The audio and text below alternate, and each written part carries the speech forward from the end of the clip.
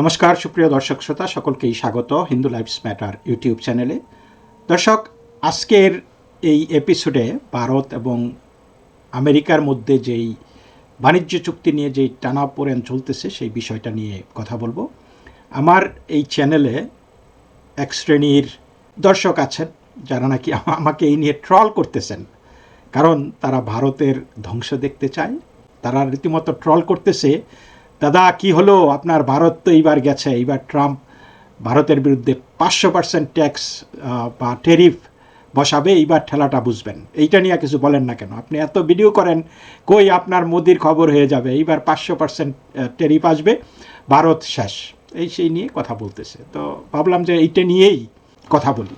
আগেই বলে রাখি ভিডিওটা একটু বড় হবে। এটা হয়েছে যে সম্প্রতি আমেরিকার সিনেটে একটি বিল এসেছে। বিলটা এখনও পাশ হয়নি এবং এই বিলটার নাম হয়েছে স্যাংশনিং রাশিয়া অ্যাক্ট অফ 2025।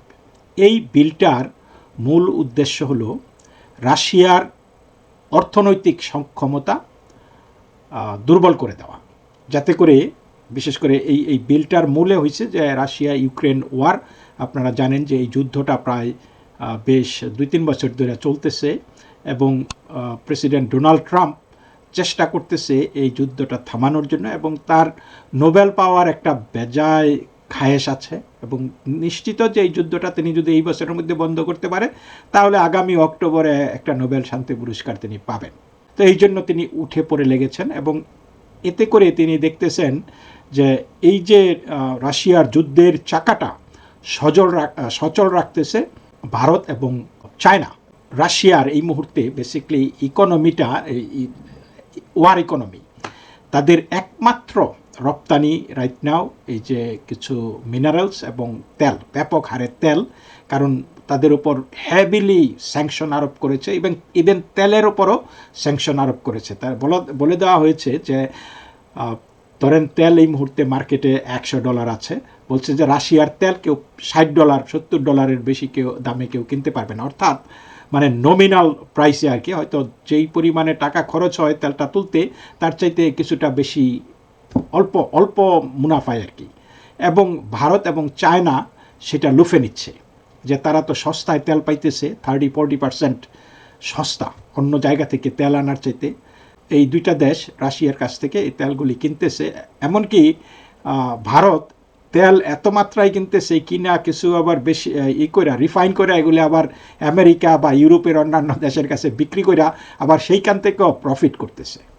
তো এতে করে তো রাশিয়া যেহেতু তাদের ওয়ার মেশিন চালাইতে হবে, এই জন্য তারা আরও বেশি পরিমাণে তেল উৎপাদন করতেছে এবং তেলগুলা সাপ্লাই করতেছে। তো এই অবস্থায় তো ডোনাল্ড ট্রাম্প দেখলো যে চায়না এবং ইন্ডিয়া যদি এইভাবে তেল কিনতেই থাকে, বন্ধ না করে, বহুবার চাপ এসেছে বন্ধ করার জন্য, করতেছে না, তেল যদি এইভাবে কিনতেই থাকে তাহলে এই যুদ্ধ বন্ধ হবে না। সুতরাং রাশিয়ার একমাত্র এই মানি সাপ্লাইটা বন্ধ করে দিলেই রাশিয়া তখন আর এই যুদ্ধটা চালাইতে পারবে না। এই পরিপ্রেক্ষিতেই তারা সেটা করতেছে এবং বলা হচ্ছে যে তারা এই আইনটা পাশ হইলে, এই যে স্যাংশনিং রাশিয়া অ্যাক্ট অফ 2025, এইটা পাশ হলে যেই সমস্ত দেশ রাশিয়ার কাছ থেকে তেল কিনবে তাদের উপর সর্বোচ্চ 500% ট্যাক্স ট্যারিফ বসাইতে পারবে এই ডোনাল্ড ট্রাম্প।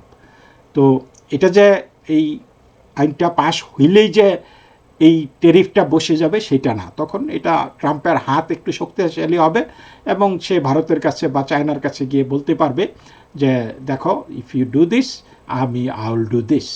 মানে এটা একটা বার্গেনিং চিপস হবে আর কি। তো এখন কথা হলো যে ধরুন এই আইনটা পাশ হয়েছে, ভারত কন্টিনিউয়াসলি রাশিয়ার কাছ থেকে তেল কিনতেছে এবং চায়নাও কিনতেছে, তাহলে কি হবে, কিভাবে এটা ভারত এটা দিয়ে এফেক্টেড হবে, এই বিষয়টাই আমরা আলোচনা করব। আসলে দর্শক, এই বিষয়টা বুঝতে গেলে আমাদেরকে কয়েকটি বিষয় নিয়ে আলোচনা করতে হবে। বুঝতে হবে যে ভারতের ইকোনমিটা কীরকম ইকোনমি। ভারতের ইকোনমিটা কি তাসের ঘরের ইকোনমি, নাকি ভারতের ইকোনমি একটা শক্ত ভিত্তির উপর দাঁড়ানো ইকোনমি? তো এই জিনিসটা আমাদেরকে বুঝতে হলে লেটস গো, মানে খুব দূরে যাওয়ার দরকার নাই, আসুন আমরা কোভিড সময়ে যাই, যখন বেসিকলি বিশ্বের পুরো সাপ্লাই চেইন বন্ধ হয়ে গেছিল, দেশে দেশে মুদ্রাস্ফীতি হয়েছিল। তো কারণ এই সাপ্লাই চেইন বন্ধ হইলে আপনি বিভিন্ন পণ্য এক দেশ থেকে আরেক দেশে যাইতে পারে না। তো ওই অবস্থায় ভারতের অবস্থানটা কীরকম ছিল আপনারা জানেন, যে চায়না একটা বিশাল ইকোনমির দেশ এবং আমেরিকা তো নাম্বার 1 ইকোনমি ওয়ার্ল্ডের মধ্যে। তো চায়না এমন একটা ইকোনমি, চায়নার যদি 6%-এর নিচে অ্যানুয়াল গ্রোথ হয় সেটাকে আপনি নেগেটিভ বলতে হবে, কারণ আপনি যখন এত কিছুতে এই জড়িত হয়ে পড়বেন এবং সেইগুলির সাপ্লাই আপনি না দিতে পারলে সেই সেক্টরগুলি স্থবির হয়ে পড়বে। অর্থাৎ আপনার যদি ক্ষুধা লাগছে, যেই পরিমাণে খাওয়া প্রয়োজন আপনি যদি সেই পরিমাণে সাপ্লাই না পান, তাহলে আপনার স্বাস্থ্য দুর্বল হয়ে পড়বে। এবং আমরা দেখেছি কোভিড টাইমে চায়নার ইকোনমি 3%-এর নিচে গ্রো করেছে, বা 3.5% কোনো ক্ষেত্রে। তো সেই জায়গায় এটা কিন্তু তাদের জন্য একটা বিশাল সেটব্যাক ছিল, এবং সেই সেটব্যাকটা মানে চায়না কাটিয়ে উঠতে পারে নাই, এখনও না, এখনও ধুঁকতেছে।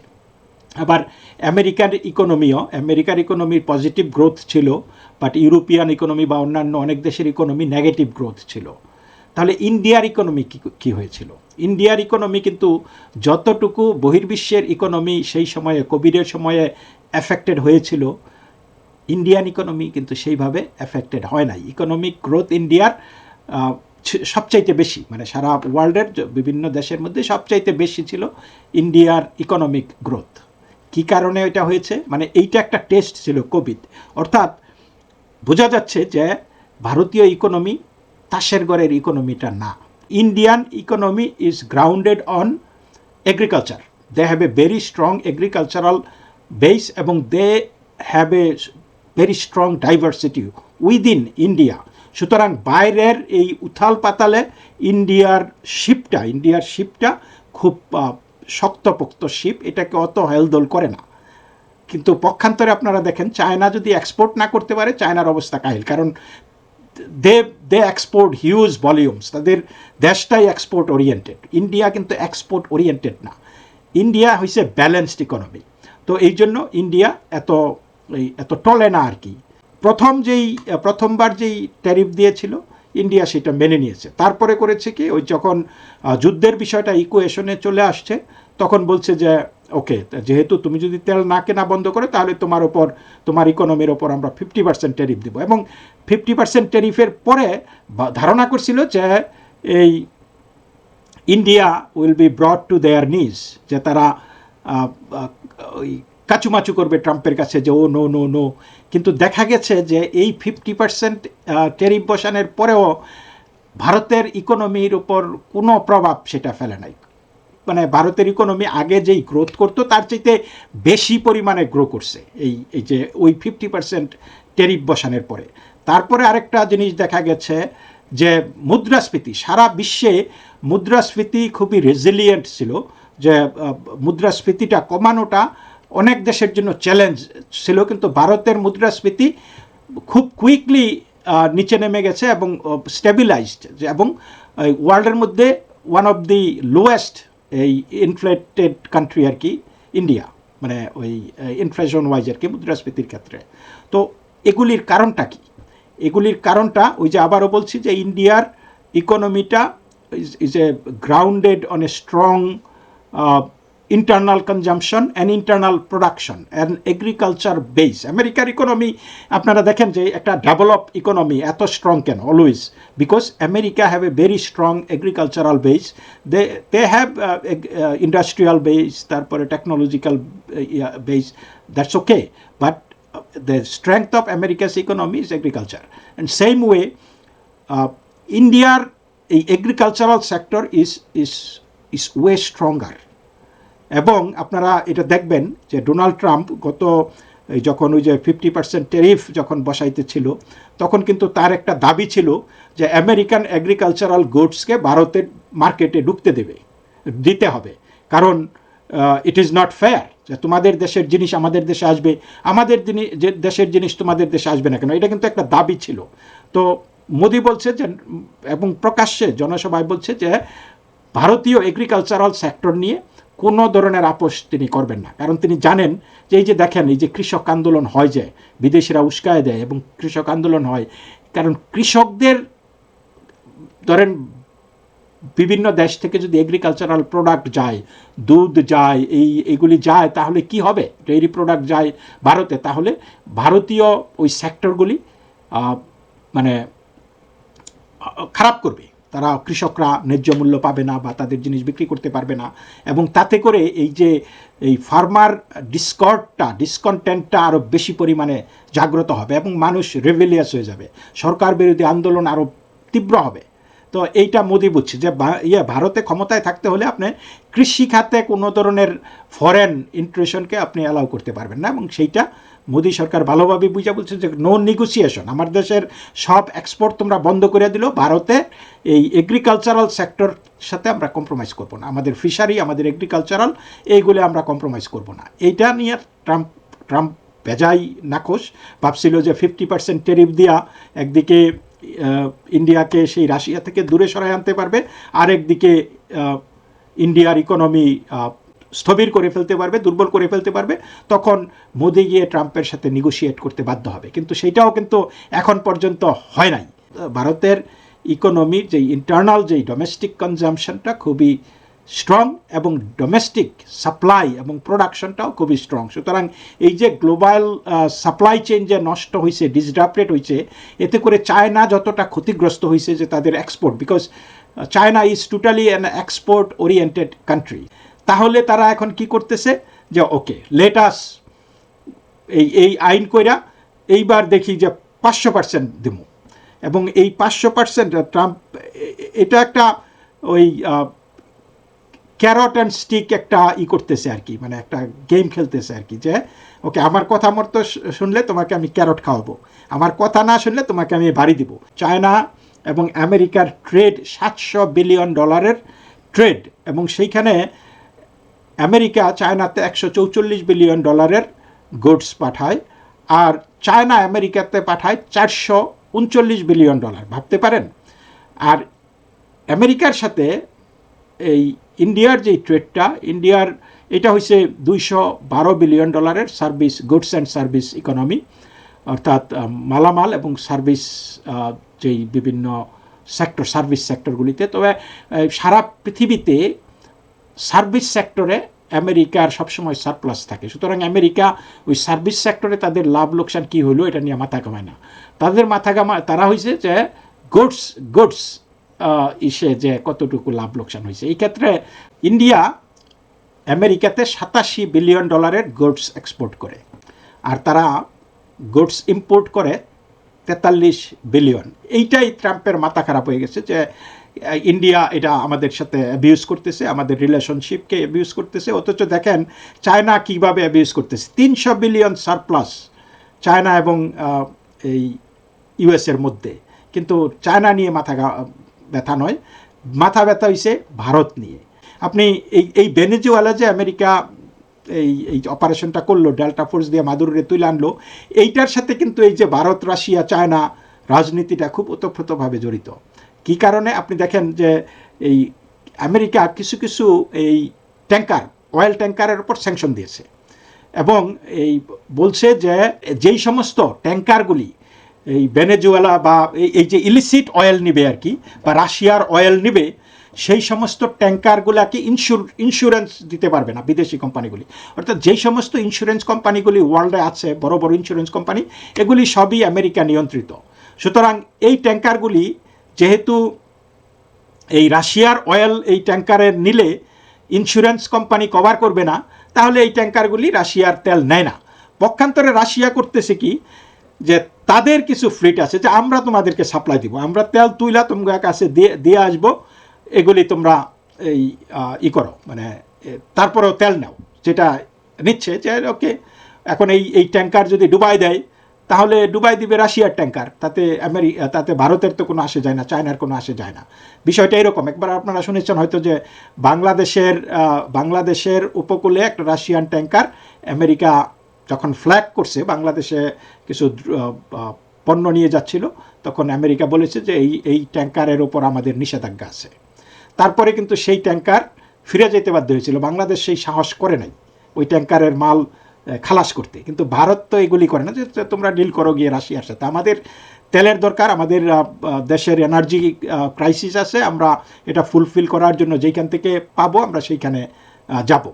তো এখন যেটা করতেছে যে এই যে কয়েকদিন আগে রাশিয়ার একটা অয়েল ট্যাঙ্কারকে চেজ করে, কয়েক সপ্তাহ চেজ করে এই আটলান্টিক মহাসাগরে আমেরিকা কিন্তু সেটা দখল নিছে, এবং রাশিয়া বলছে যে এটা দিনে দুপুরে ডাকাতি হচ্ছে, এটা বরদাস্ত করা হবে না, এই পর্যন্তই। তো এইটা দিয়া আমেরিকা বুঝাইতে চাচ্ছে যে এখন আমরা আগে যেইভাবে কথা বলতাম সেইভাবে হবে না, এখন আমরা বল প্রয়োগ করব, আমরা এই যে স্যাংশন দেবো 500%, তোমরা এই রাশিয়া থেকে ফেরত আসো।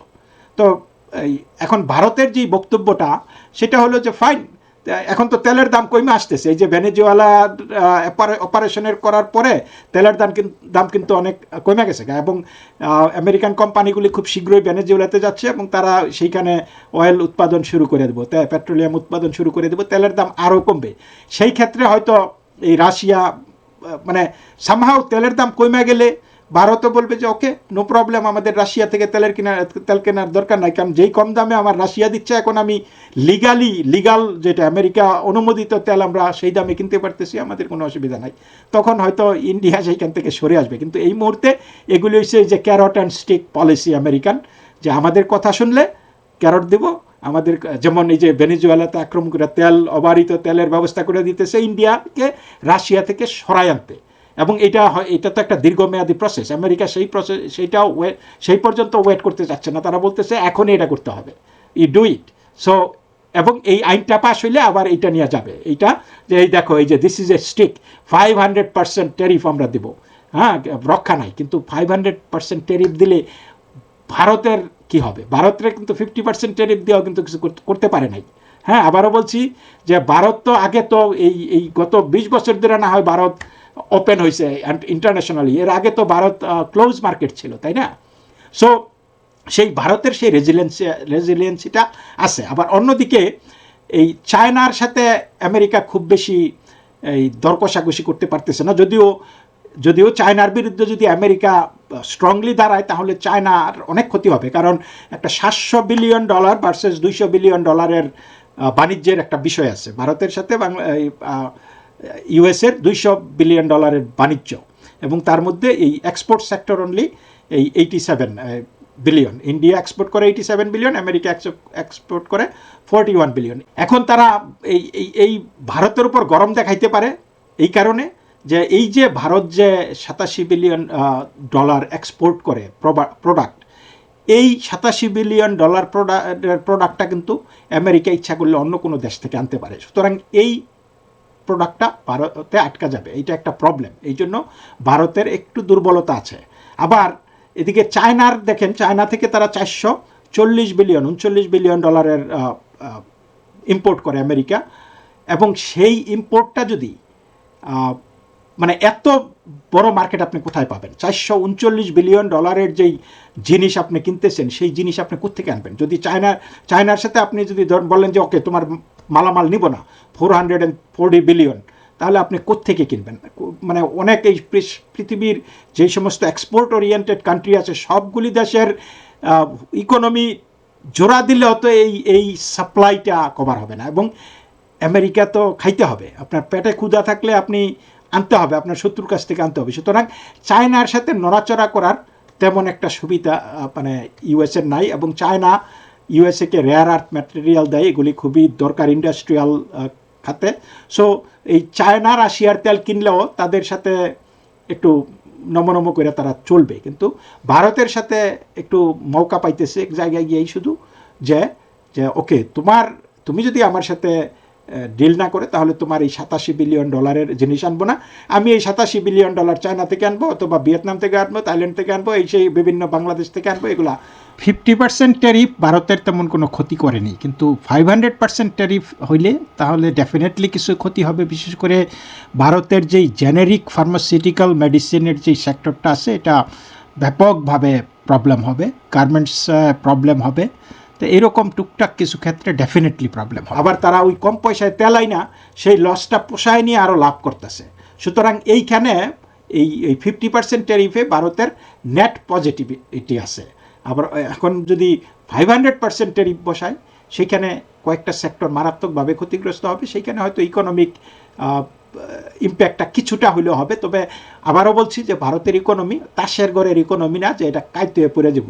যেমন এই মুহূর্তে যদি আমেরিকা অ্যাবজর্ব করতে পারতো যে চায়নার জিনিস না নিয়ে একটা জিনিসও আনবো না, চায়নাকে শিক্ষা দেব, কিন্তু চায়নাকে শিক্ষা তারা ঠিকই দিতে পারবে, কিন্তু তাদের নিজেরও শিক্ষা পেয়ে যাবো। কারণ তারা একদিকে চায়না সব কিছু কলাপস হয়ে যাবে, ফ্যাক্টরি টেক্টরি যা কিছু আছে ইকোনমি ধ্বংস হয়ে যাবে, একইভাবে আমেরিকার দেশও তো ধ্বংস হয়ে যাবে।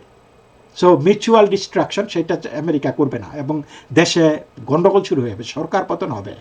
তো কিন্তু ইন্ডিয়ারে তারা বাগে পাইছে একটু, কারণ ইন্ডিয়ার এই যে এইরকম এক্সট্রিম কোনো কিছুই ঘটবে না, একটু সাফার করবে। আর এই যে যতটা ভাবে মানুষ, এই যারা নাকি খুব আমোদিত যে ভারতের উপর 500% ট্যারিফ বসবে, ভারত শেষ হয়ে যাবে, এগুলোর কিছু হবে না। আর at the end of the day এটা একটা বার্গেনিং চিপ। আবার বললাম যে এই যে ক্যারট অ্যান্ড স্টিক পলিসি, হয়তো এইটাকে ঘিরে এই স্টিক নিয়ে ভারতের কাছে যাবে। আর অলরেডি মানে আপনারা জানেন রাশিয়া ইউক্রেন মানে চুক্তির কাছাকাছি চলে আসছে, এটা যে খুব বেশি দিন চলবে সেটা না। আবার আমেরিকার একমাত্র শর্তই হয়েছে রাশিয়া থেকে তেল আনা যাবে না। এখন তেল যদি ইন্ডিয়া অন্য জায়গায় সস্তা পায় তাহলে রাশিয়ার তেল বন্ধ হয়ে যাবে। So that's it. যুদ্ধ থামবে কি থামবে বিষয় না, ইন্ডিয়া তেল কেনা বন্ধ করে দিল, হয়ে গেল। তাহলে আবার ইন্ডিয়ার সাথে সম্পর্ক ওই যে 500% বা 50% থেকে যেই ট্যারিফ, যেটা গ্লোবাল ট্যারিফ যেটা বসানো হয়েছে মিনিমাম যেটা 15%, সেটা হয়তো ভারতের ওপর প্রযোজ্য হবে। সো ভারতও তো তারা এই হিসাব নিকাশ করেই সব কিছু আগাচ্ছে, তাই না? তো দেখা যাক সামনের দিনগুলি বলবে কি অবস্থা। তো এই পর্যন্তই, ভালো থাকবেন, নমস্কার।